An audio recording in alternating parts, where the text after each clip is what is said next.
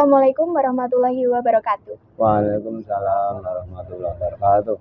Halo Sobat PM, kembali lagi dengan saya Salma Mutia di acara Disbaru, Diskusi Bareng Guru. Kali ini kita kedatangan tamu spesial dari Guru Agama Islam SMK Bakti Mulia Pare.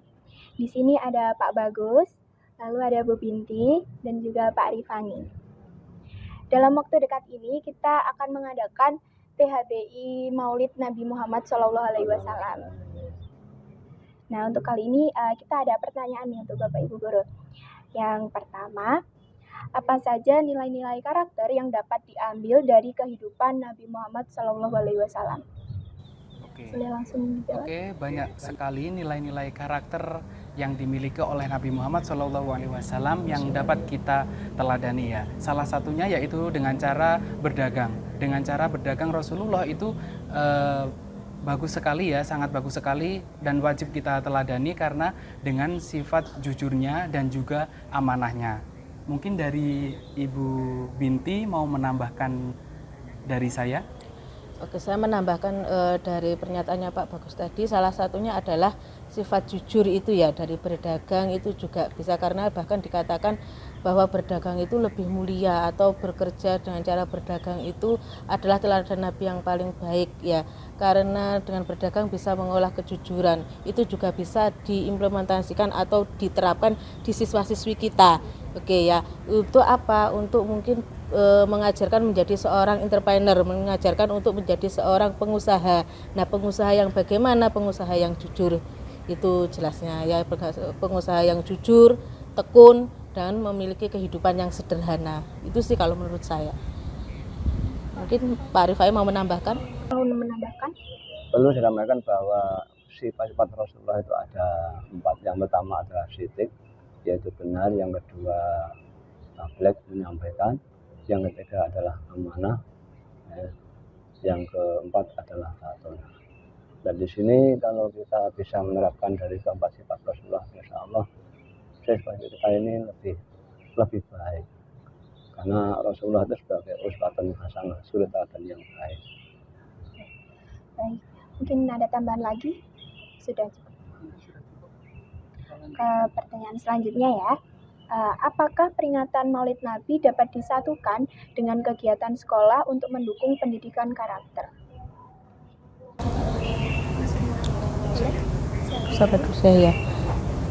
Bisa diulang pertanyaannya? Apakah peringatan Maulid Nabi dapat disatukan dengan kegiatan sekolah untuk mendukung pendidikan karakter? Sangat bisa sekali. Menurut saya sangat bisa sekali, karena apa?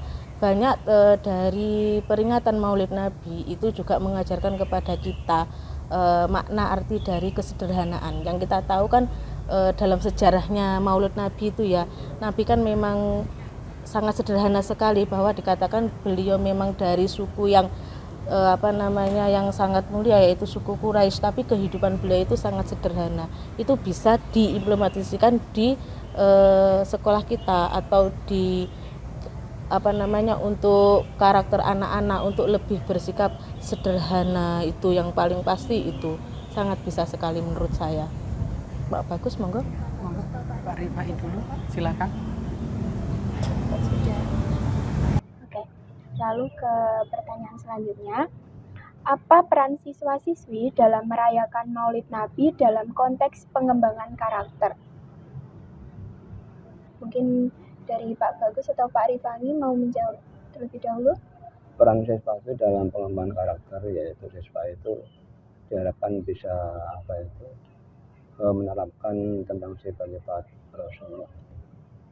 Jadi sebagai siswa itu harus bisa mencontoh perilaku dari Rasulullah SAW, agar nanti anak-anak kalau sudah terjun di masyarakat, anak-anak bisa menjadi orang yang baik, jadi ada yang baik di masyarakat dan sekitarnya. Untuk Pak Bagus atau Bu Binti ada tambahan lagi? Sudah cukup. Oke, ke pertanyaan selanjutnya. Menurut pandangan Anda, apakah sifat-sifat Nabi Muhammad bisa menjadi teladan bagi siswa-siswi di zaman modern ini, di zaman Gen Z ini? Saya kira bisa ya, sifat Rasulullah, kalau anak-anak ini betul-betul bisa belajar dengan baik. Dan sifat-sifat yang telah dicontohkan oleh Rasulullah itu sebetulnya anak-anak bisa, asal ada minat dan kemampuan. Nah, Minatnya itu. yang penting minatnya. Yang penting Ya. memang Dan ini sangat diharapkan oleh orang tua, ya, keluarga, masyarakat, dan negara. Insya Allah kalau sifat Rasulullah itu bisa terapkan, negara ini akan makmur karena tidak ada korupsi, ya. Tidak ada yang mencurigakan, pencurian dan sebagainya. Karena apa? Aplikasinya kepada sifat Rasulullah. Dan kita harus jadi orang religius. Religius itu penting sekali. Ya. Karena tanpa religius, orang itu tidak akan mengalami perkembangan. Oleh karena itu, kita punya dua tujuan. Yang pertama, tujuan kebahagiaan dunia. Barang siapa yang ingin bahagia dunia, ya, kita harus kerja keras. Rasulullah pun juga begitu, kerja keras. Ya. Dia itu mengembala kambing ribuan, ya. Sampai dia juga tidak melupakan dengan ya zakatnya. Itu kan religius. Terus berikutnya, semangat kerja itu juga penting sekali. Tanpa ada semangat, saya kira kurang bisa mencapai cita-cita yang maksimal. Oleh karena itu, kita ini juga punya dua tujuan. Ya. Yang pertama tujuan kebahagiaan dunia, yang kedua punya tujuan kebahagiaan akhirat. Hiduplah 1000 tahun seakan-akan kalian ini ya mencari harta sebanyak-banyaknya. Saya ulang, kalau ingin jadi orang yang kaya, ada patah hiduplah 1000 tahun. Kalau ingin kebahagiaan akhirat, ya, seakan-akan kita besok akan mati. Dua tema ini harus kita tanamkan pada diri kita masing-masing. Insya Allah kita akan menjadi orang yang bahagia dunia dan bahagia di akhirat. Cukup dari Bapak. Mungkin tambahan Pak. Saya menambahkan sedikit terkait nilai-nilai karakter yang bisa kita ambil dari Nabi Muhammad SAW ya. Salah satunya itu ada kecintaan terhadap orang lain. Nah, apalagi kita ini hidup tidak bisa ya, kita hidup bersendiri itu tidak bisa. Karena apa? Semua orang itu pasti membutuhkan bantuan dari orang lain. Nah, membutuhkan bantuan orang lain itu pasti perlu adanya kecintaan terlebih dahulu. Apalagi di dunia pendidikan ini banyak beragam siswa yang notabene itu bermacam-macam ya. Mungkin ada yang individualis, mungkin ada yang cara bertemannya itu hanya 2 orang atau 3 orang. Nah, ini bisa kita terapkan di dalam dunia pendidikan ini, yaitu termasuk kecintaan terhadap orang lain. Dengan itu kita akan mudah untuk mengenali orang-orang di sekitar kita. Kalau kata pepatah itu kan mengatakan tak kenal maka tak sayang, kan ya, seperti itu ya. Nah, itu maksudnya memang di era, menambah sedikit ya, kalau di era zaman kayak seperti ini memang lebih ke individualis, mereka hidupnya itu lebih ke sendiri-sendiri ya. Dan bahkan dalam konteks pemilihan teman, mereka kan berpilih-pilih memilih, kadang membeda-bedakan, mohon maaf, kadang mungkin yang kaya berteman yang kaya, yang miskin yang berteman dengan yang miskin. Padahal Nabi mengajarkan untuk kita selalu bekerja sama, berkolaborasi, saling bergotong royong, membantu satu sama lain dan mengasihi sesama, kan seperti itu, tidak membeda-bedakan dari golongan tertentu, seperti itu kalau menurut pandangan saya. Cukup mungkin Bapak. Ada lagi? Oke, ke pertanyaan selanjutnya. Apa contoh kegiatan atau program yang dapat dilakukan di sekolah untuk memanfaatkan Maulid Nabi dalam membangun karakter siswa-siswi? Program kita adalah melaksanakan dengan kegiatan lomba PAI. Di sini aplikasinya adalah agar anak ini mencintai budaya Muslim. Suatu contoh kegiatan lomba pidato tentang Islam. Nah, di sini anak-anak perlu persiapan. Nah, persiapan inilah anak-anak nanti inginnya menjadi peserta lomba yang lebih baik. Itu lomba untuk pidato. Sedangkan lomba kaligrafi di sini ada nilai seninya. Karena Islam ini ya pariwala itu dakwanya tidak hanya melalui pidato saja, bukan ada nilai-nilai seni. Salah satunya adalah kaligrafi. Terus yang ketiga ada lomba apa itu Asmaul Husna. Dengan Asmaul Husna, barang siapa yang hafal Asmaul Husna, insya Allah jamin masuk surga.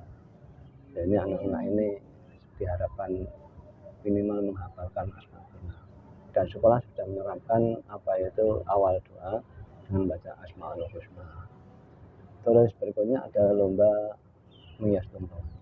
Di sini budaya menghias tumpeng itu sudah dibawa mulai Wali Songo pertama di Indonesia.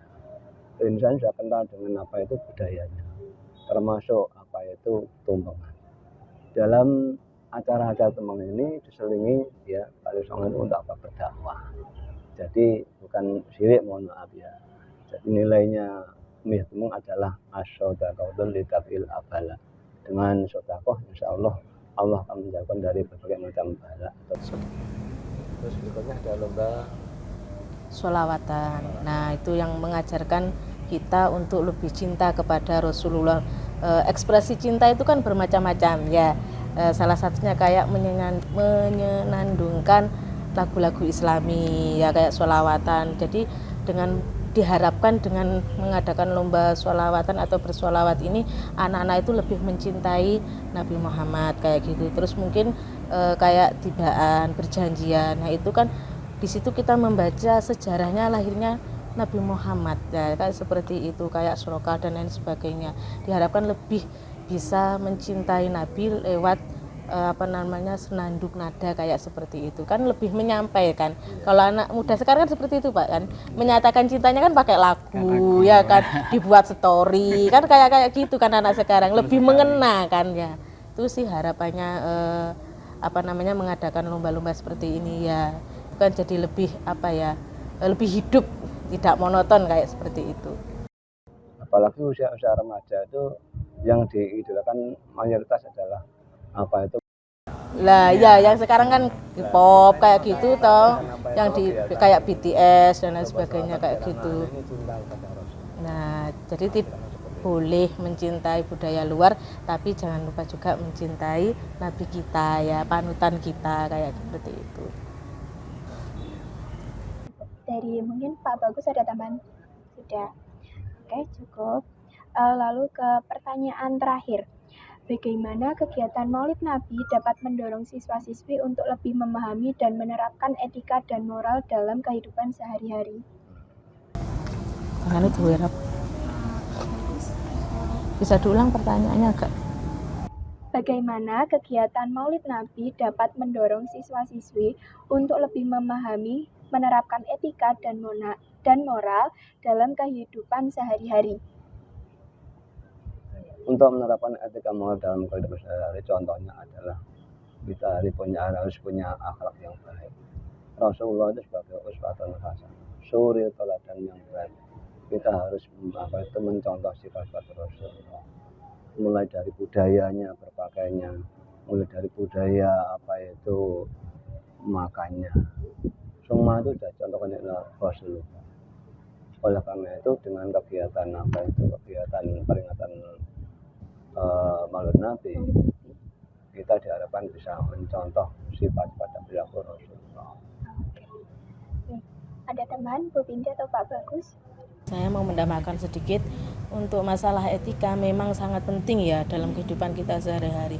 Untuk penerapannya anak-anak itu kalau di sekolahan itu kita membiasakan dengan 5S kan. Ada itu kan moto sekolahnya kan, senyum, salam, sapa kan gitu. Jadi membiasakan beretika yang baik. Kalau ketemu orang jangan lupa senyumnya ya kan. Kalau ketemu bapak ibu guru mungkin ucapkan salam. Nah, dimulai dari hal-hal yang kecil seperti itu, pembiasaan yang kecil di sekolah bisa berdampak nanti ketika mereka di rumah, mungkin dengan orang tuanya mau berangkat pamitan, salam dan lain sebagainya. Jadi memang menurut saya itu memang berdampak sekali kegiatan ini.